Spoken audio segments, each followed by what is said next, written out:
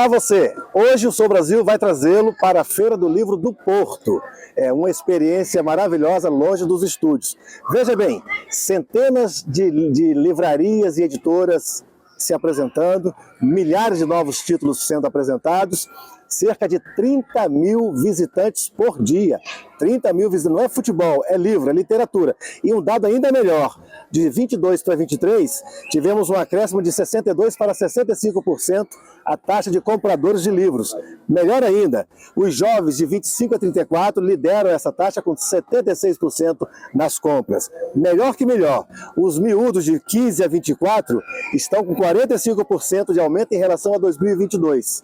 Bom, por essas e por outras que em tempos de TikTok, eu ainda acredito que a literatura vai reagir, respirar e reagir. Por essas e outras que eu ainda acredito. Tudo isso foi para chegar no título, porque na verdade o Eu Ainda Acredito é o título da Paula Costa, é o segundo volume, tem o primeiro, tem o segundo, que ela está lançando, relançando. Olá, seja bem-vindo ao Sou Brasil, para falar sobre o seu trabalho.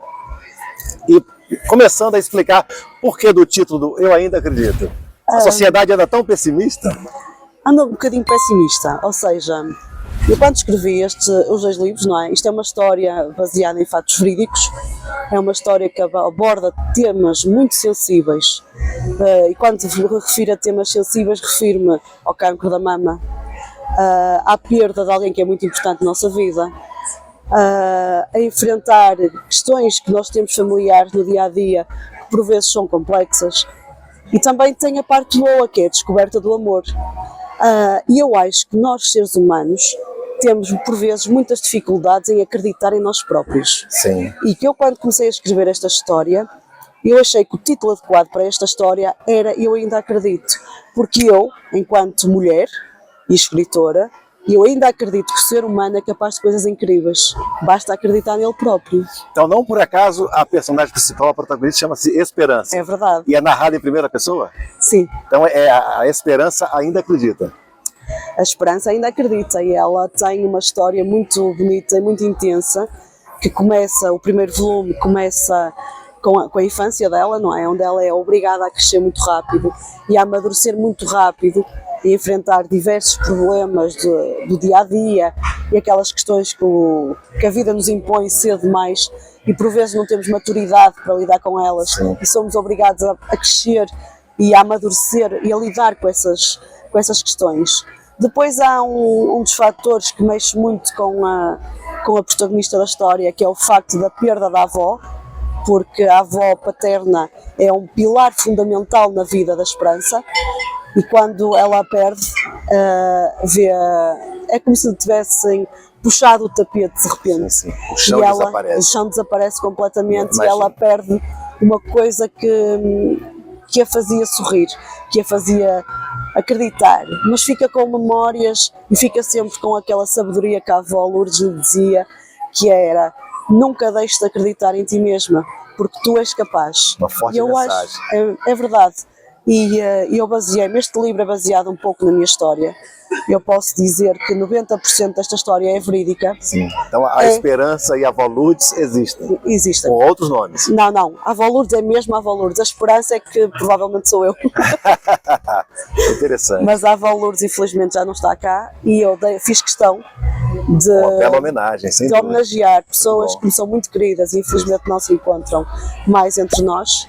Não só a avó Lourdes, como o meu avô Neca, a minha tia Filomena, o meu tio Fernando, o meu avô Zé, todos eles são personagens reais. Interessante. Infelizmente não se encontram entre nós, mas foi uma forma que eu encontrei de, digamos, os imortalizar. Sim, também o papel da literatura, né? Exatamente. Trabalhar com a realidade, botar um pouco mais de arte e emoção na realidade e representar os ancestrais.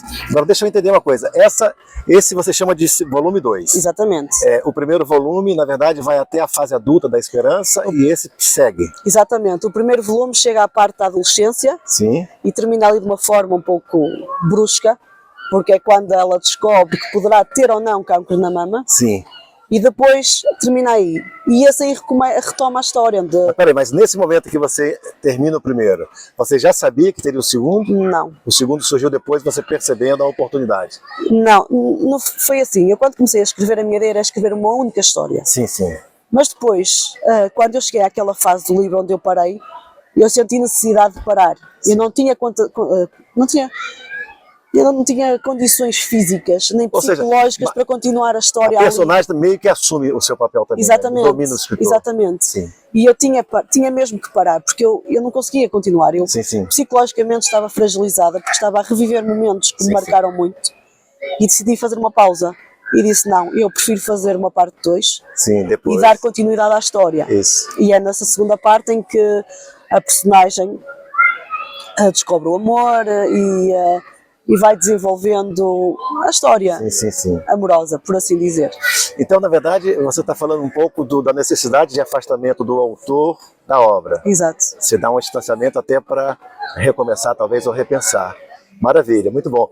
Agora, me diz uma coisa, o lançamento do primeiro foi há muito tempo, não? Foi ano passado? Não, o primeiro livro foi reeditado e tanto o primeiro volume como o segundo volume foram ambos apresentados ao público no dia 14 de outubro de 2023. Ah, sim.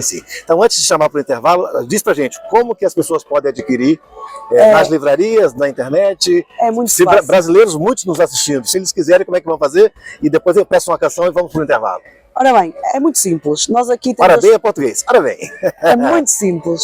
Nós temos as plataformas normais, que aqui em Portugal são muito utilizadas e, aliás, para todo mundo, que é o UCA, Bertrand, a FNAC. Para livro físico. Para livro físico. Também o site da Oficina da Escrita. E também aqui em Portugal há uma livraria física que o tem à venda. Uma não, peço desculpa, duas. Que é a FNAC Aveiro, no Fórum de Aveiro, e a livraria Mil Folhas. Sim, perfeito. E também comigo, por mensagem privada, também podem adquirir o livro. Tá, quer sugerir uma canção portuguesa para a gente colocar entre um bloco e outro da conversa? Eu gosto muito da Marisa. Marisa, sim. Marisa. E qual seria? Qualquer uma. Então são todas maravilhosas. Então nós vamos agora ouvir uma canção da Marisa e voltamos para o segundo bloco com Paula Costa sobre Eu Ainda Acredito. Ela ainda acredita em quê? Isso eu vou provocar daqui a pouquinho. Não saia daí porque a conversa vai ser boa.